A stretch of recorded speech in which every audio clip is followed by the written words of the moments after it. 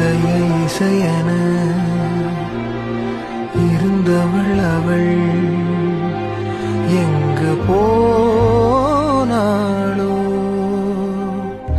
இருவிழி இமை சேராமல் உறங்கிட மடி கேட்கிறேன்.